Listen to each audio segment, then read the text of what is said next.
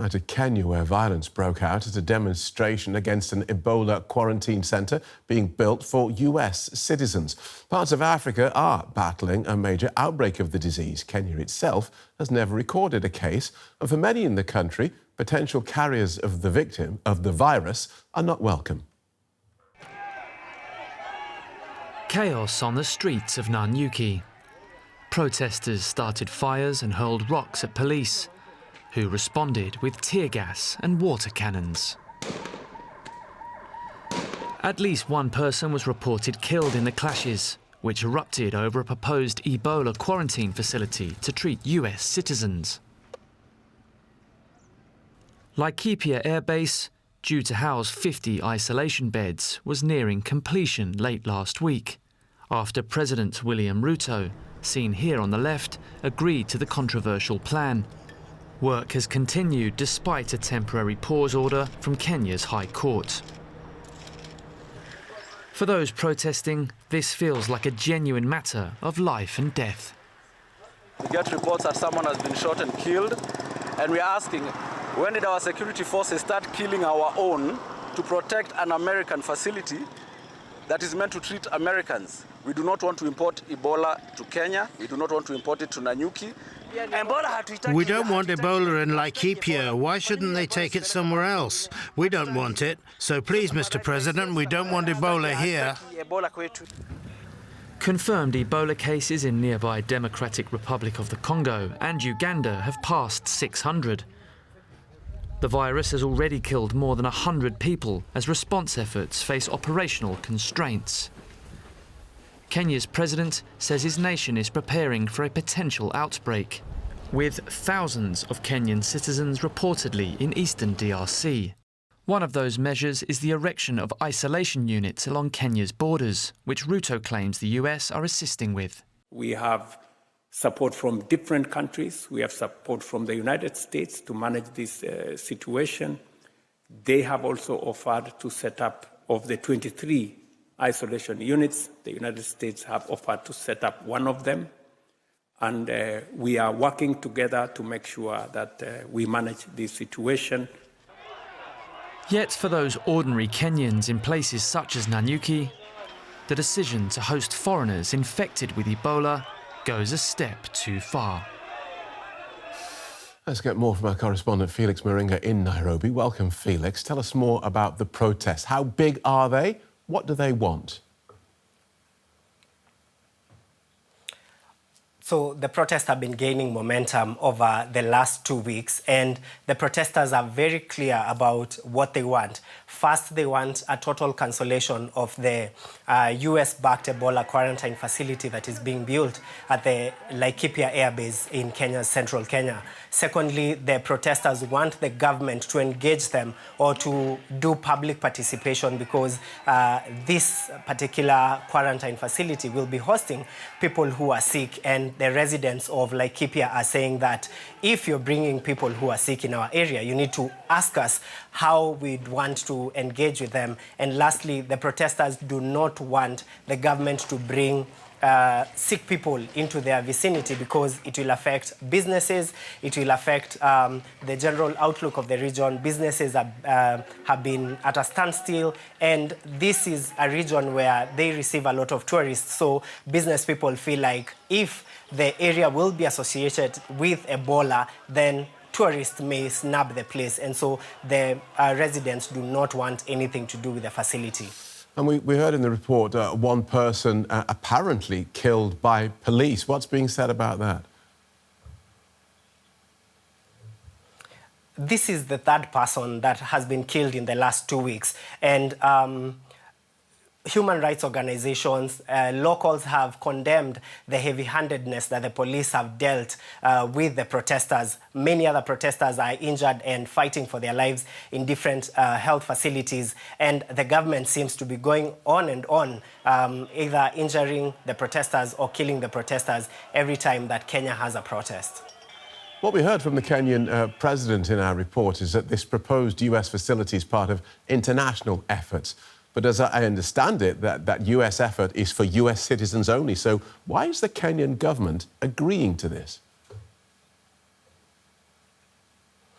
The Kenyan president has argued that the US has for so many years been financing Kenya's health sector, and so they feel that it is time that Kenya stepped up to give back to the US. Secondly, the US, the Laikipia Air Base facility sometimes hosts US military officers, and so they feel like it's an opportunity for Kenya and the US military to have close collaboration. The president has also further argued that this facility will help Kenya with general preparedness in case a pandemic broke out. But the locals are feeling shortchanged because they feel this facility is coming to their vicinity, and they feel that this facility will have more losses than benefits to them. And the fight has gone to the High Court. Yes, it has. And the cabinet secretary in charge of health was asked by the courts to produce the agreement between Washington and Nairobi. And last week, when they were expected to appear in court, both the cabinet secretary and the attorney general refused to appear in court. But something else that has been happening in Kenya, the government has had a culture of ignoring court orders. And so locals have witnessed trucks still coming into the facility, construction still ongoing at the facility. And so the locals are feeling like the government is just continuing with what it has been doing, snubbing court orders, refusing to appear in court, and also refusing to engage the locals on matters that explicitly would risk their lives in case there was an Ebola outbreak in the country. Thanks, Felix. Felix Maringa in Nairobi. Professor Dr. Simon Clarke joins us now. He's with the School of Biological Sciences at University of Reading in Reading, UK. Professor, appreciate your being here. The people, a pleasure. The people of Nanyuki likely have the same concerns any community would have. Why should they accept this facility and jeopardize their own exposure? Which leads to the question for experts like you. From a public health perspective, how much risk does a properly run quarantine center actually pose to the surrounding population? Well, the key there is the properly run centre. If indeed it is properly run, it should be a minimal risk, not zero risk. That's virtually impossible to achieve, but a minimal risk, because the barrier nursing and the care, etc., should be provided to the appropriate standard, which is not always possible in certain parts of the world. So therefore, any risk of transmission should be as low as it can possibly be. But of course, it is still risk. How much do you think the public reaction we're seeing is driven by the psychological impact of the word Ebola rather than the actual biological risk? Oh, hugely.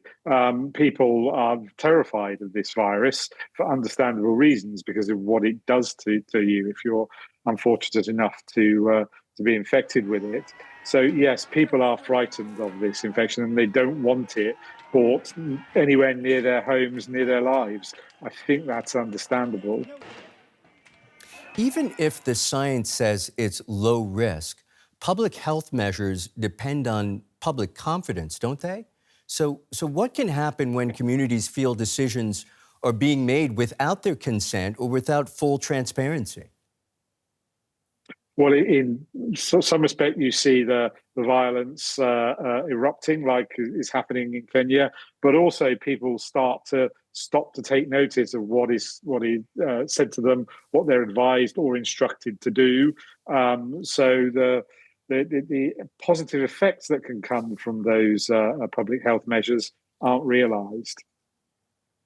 In all your years of experience, have you seen any kind of outbreak like this with the consequential, human reaction that we're seeing in some parts of the continent there? For Ebola, no, I think this is probably the reaction anyway is probably the worst that we've seen. Supporters of the facility say diseases don't respect borders, so countries need to cooperate. On the other hand, the critics would say Kenya's being asked to shoulder a burden wealthier countries wouldn't. What does this tell us about how challenging global disease preparedness is? Well, I think actually it's got more to do with geography, which countries can provide these facilities in the region. If it were happening in Asia, you would see other Asian countries step up to the plate. If it's happening in Europe, other European countries step up to the plate. So I think transporting sick people, dying people potentially around the world unnecessarily to other continents would create extra unnecessary risk. Mm. You talk about other parts of the world, and I'm curious from your perspective. This is happening in a place, of course, where resources are not so great. People are poor. And I wonder whether the reaction to this disease might be different if we saw it in, say, Western Europe. But I think if you were importing something like Ebola to any part of the world, anywhere else, I think that there would be a reaction from the public which wasn't as positive as one might hope. I think it would be overall a negative reaction. I'll put it like that. Mm. That is Professor Simon Clarke. Many, many thanks to you, sir. You're welcome.